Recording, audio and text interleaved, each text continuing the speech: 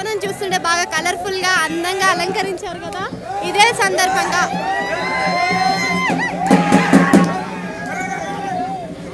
సందర్భంగా మీరు బోనాల తయారీకి పాటించిన నియమాలు ఏంటి?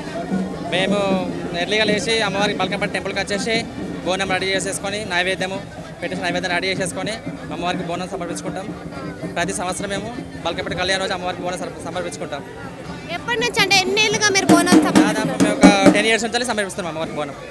అంటే ఇంత బరువుతోటి కూడిన వెయిట్ కదా ఇది, సో ఇది ఎలా కంట్రోల్ అవుతుంది మీకు? అంటే అమ్మవారి దయ మొత్తం.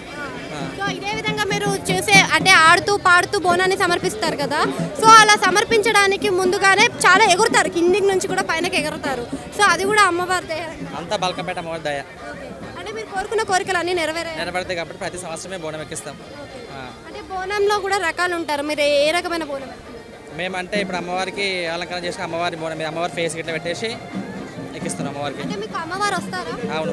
అయితే అమ్మవారు వచ్చినప్పుడు కొన్ని వాకులు చెప్తారు, అవి మీకు గుర్తుంటాయా? తర్వాత మాకేం అమ్మవారు మా పైనకి వచ్చినప్పుడు మాకు ఏముండదు, అట్లా ఏం గుర్తుండదు. అంటే ఇప్పుడు మీరు డాన్స్ వేసేటప్పుడు కూడా అంటే మీరు ఎగురుతున్నప్పుడు కూడా అమ్మవారు మీలోకి వస్తుంది అని అంటారు, నిజమేనా? మరి నిజమే. అమ్మవారు వచ్చినప్పుడు మాకు బోనం ఎత్తుకున్నామంటే తలపైన బోనం పెట్టడం మళ్ళీ అమ్మవారికి సమర్పించాక మాకు అసలు ఏమో గుర్తుండదు. అంటే ఇప్పుడు మీకు ఒంట్లో అమ్మవారు ఉన్నారంటారు ఇప్పుడు? అవును. ఇప్పుడు లేదు, దండకాలు వేస్తే మాకు అమ్మవారు ఒకళ్ళు దండకాలు వేస్తే మాకు అమ్మవారు వస్తుంది.